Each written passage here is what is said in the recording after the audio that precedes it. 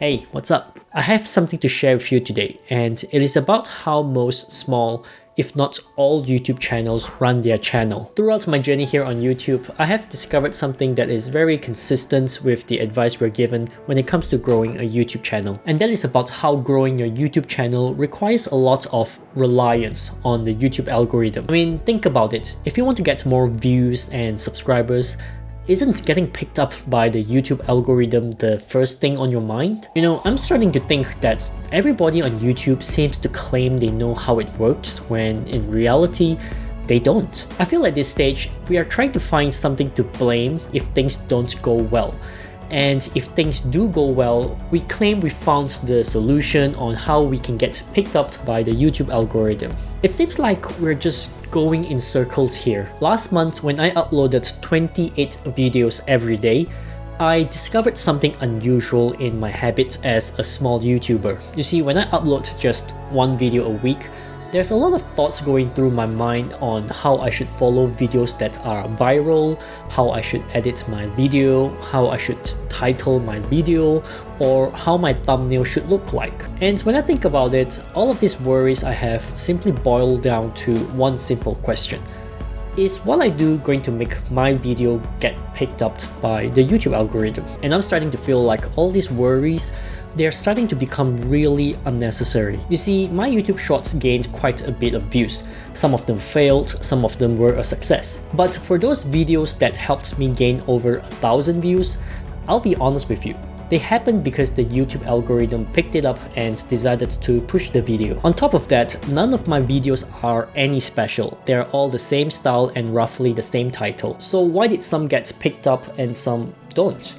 I think they're just random, and from what I understand, the more I create, the chances of getting picked up gets higher. If you think about it, that kinda makes sense. It sounds simple, but it makes sense nonetheless. But anyways, those are YouTube shorts, so maybe the logic is different. But I have another video, a long form video to show you. Here's a video I made where I basically pour my heart out about what I really wanted to say about my YouTube journey and life in general. It was something that I didn't put much thought on. No research, no playing around with keywords, no thumbnail testing. But this video is one of my best performing videos by far. I have never had any video grown to 3,000 views and nearly 40 subscribers in 24 hours. That video took me just 20 minutes to make, and I just came up with a thumbnail that kind of pops into my mind in the very first instance. So why did that video do so well? And can I replicate the same success from here on? Unfortunately, no. I have no idea why YouTube decides to select that video and push it. There's nothing special about the retention rate, the click-through rate is low, the numbers just don't show something the algorithm would pick up. What I can say is that the video I did, I had no expectations from it. I didn't expect it to do well, I didn't expect anyone to watch it, and I literally say what's on my mind. I guess the whole authenticity part might have come into play really well here, or maybe sometimes I have just been overcomplicating things too much. But I can say that the YouTube algorithm did not give me any hints on how that happens, which is why I think as a small YouTube channel, maybe we shouldn't need to worry so much about getting picked up. Expecting to get selected by the YouTube algorithm is like expecting someone else to do marketing for your channel, and in some way, it sounds like a gamble, and it feels like I'm not taking responsibility for my own channel. Honestly, I want to be in that state where I'm just creating because I want to create, and not because I'm expecting the video to do well, to get me thousands of views, or to get me more subscribers. But sadly, we are all driven into the world of numbers, into the world of subscribers and views, because that's how we validate our success.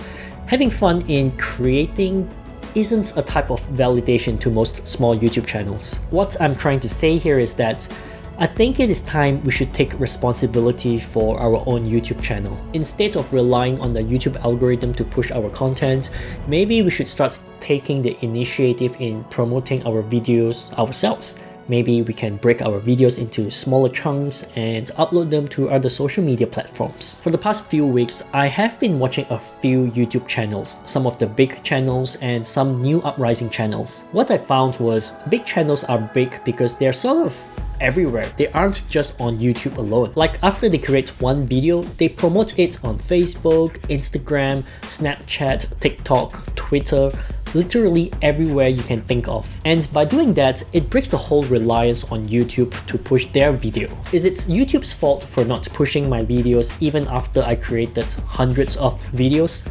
I'm starting to think no. I have been pointing the finger at the algorithm for a long time. And I think from now on, I should be pointing the finger at myself for my own channel's growth. At the end of the day, YouTube is just a platform, and creating content on YouTube means we have to play by YouTube's rules. If they choose to push only the big channels, then there's nothing we can do with it since it's their game. And if you don't like the game, you can always create your own YouTube website and start building it up from scratch. In my experience, YouTube isn't the only one who is doing this. I used to build iPhone apps for the Apple App Store and I had the same experience. Back then, everyone was like, wow, you're so smart, you're going to be famous, you're going to make millions of dollars from the Apple App Store. You know, I wish that was true too until I realized the top 100 free and paid apps are the ones who are taking in 90% of the money on the App Store. So if I want to compete with them, I have to bet on having Apple promote my app on the main page, which has happened to me before, and that single push gave me thousands of dollars in a single day. But that concept is similar to YouTube. The app needs to be pushed by the owner of the platform in order to get downloads and make money. It is a business model for these platforms where they will promote the top 20% of their creators because those creators rake in 80% of the sale. It is a simple 80-20 rule all over again. The only time you have a much higher chance of getting pushed is when you try out the platform's new feature. For example, YouTube Shorts. You can easily get pushed because YouTube wants to build YouTube Shorts up, and the early adopters are the ones who benefits from it. And I know there are many people who hate YouTube Shorts because it is different.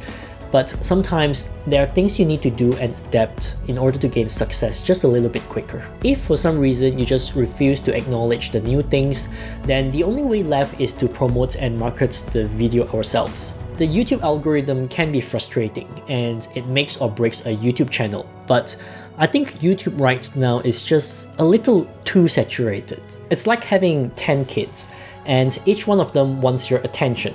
No matter what you do, you will not be able to satisfy every single one of them. You will always be blamed for not giving someone enough attention. But in the YouTube world, we are the kids of YouTube. So rather than asking for attention, why not go out there and get the attention ourselves by doing what we think is right? We actually have choices here. I hope you get the analogy here. It certainly is really clear to me. As for me, I'm starting to see getting pushed by the YouTube algorithm as a bonus, and I have lowered my expectations a lot on this luck thing. It just helps me refocus on what's important, and that is continuously building up my community. So anyways, that's all from me. Do tell me in the comments below if you are frustrated with the YouTube algorithm, and if so, what do you plan on doing about it? Alright, I've said enough. Like, subscribe if you enjoyed this video. Thanks for watching and see ya.